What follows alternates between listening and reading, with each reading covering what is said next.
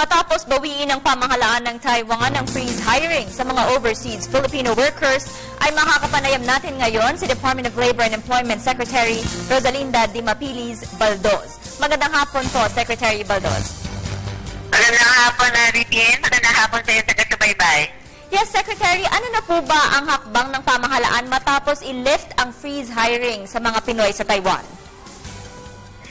I-resume na natin ang processing ng kanilang mga para madali na silang makaalis dahil ang ibig sabihin ng lifting ng ban, mag-i-issue na rin ang TECO dito sa Manila ng kanilang visa, working visa. Sir, Secretary, sa ngayon po, ilan po bang jobs ang nagbukas sa Taiwan para sa mga Pilipino? Hindi masyadong malinaw dating mo. Secretary, can you hear me po? Yes. Opo. Ilan po bang trabaho ang nagbukas para sa mga Pilipino sa Taiwan ngayon matapos po i-lift ang freeze order? At any given time, ang ating manggagawang Pilipino doon ay from 28,000 to 30,000. At sila ay nasa sa multinational companies ang karamihan dahil mga electronics yung semiconductor, kaya skilled workers sila. Secretary, yun po bang dole, bibigyan nila ng priority yung mga Pilipino na na-displace po nung nakaraan? O pantay-pantay po?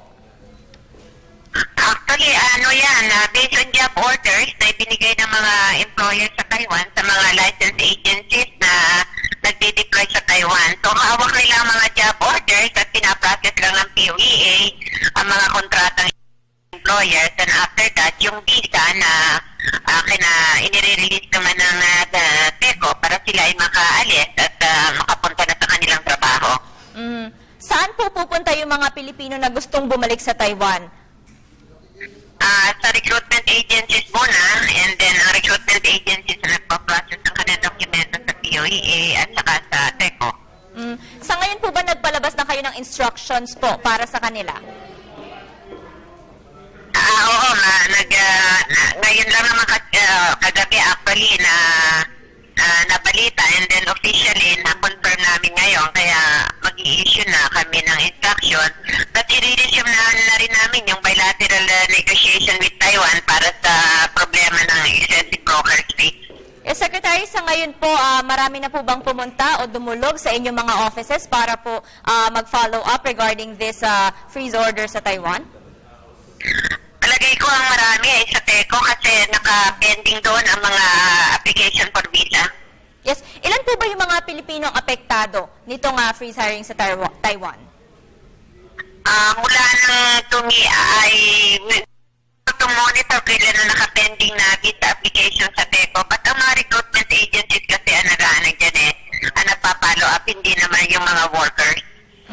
Secretary, sa ngayon po ba meron kayong mga natanggap na balita po mula sa Taiwan? Nag-improve na po ba ang sitwasyon ng mga kababayan natin doon matapos i-lift itong freeze order?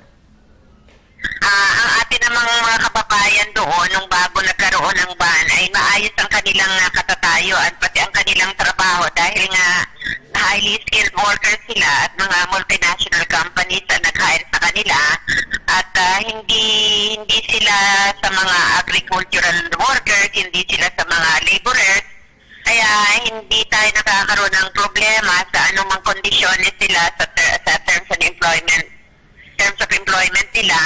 Ang mas problema na pinoproblema natin yung malaking nababawas sa kanilang sweldo at nababayad sa broker's fee. I see. Paano po natin ina-assistehan itong mga kababayan natin doon regarding this problem po na you mentioned?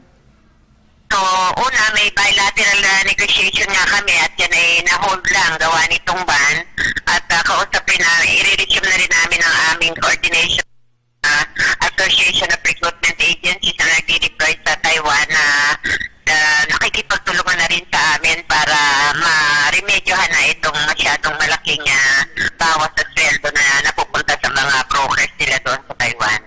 Yes, Secretary, sa ngayon po, ilan na po bang Pilipino ang handa na po for deployment sa Taiwan?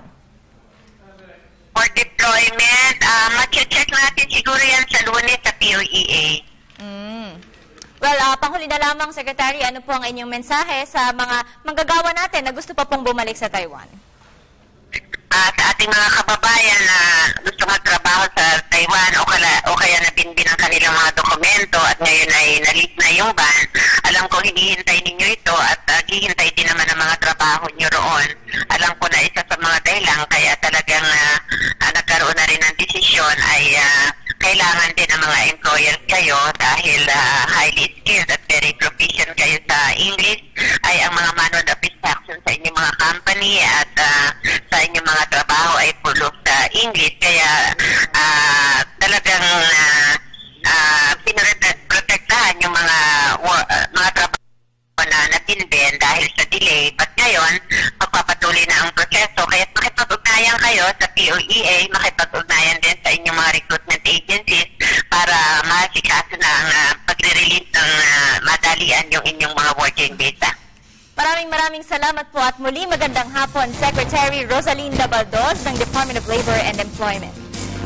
Thank you, Vivian. Thank you.